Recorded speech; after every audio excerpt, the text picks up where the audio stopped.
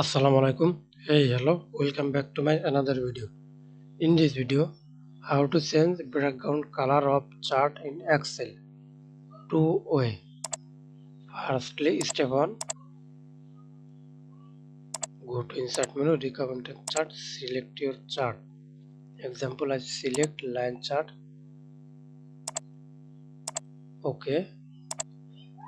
Then step 1, change background color,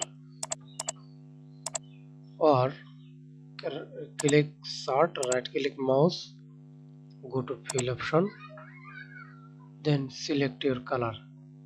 Choose your own color. Example, I select this color.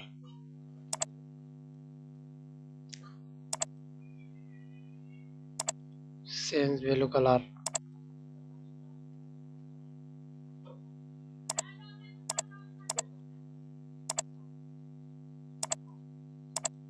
Thanks for watching video. Please subscribe to my channel, like, comment, share. Thank you.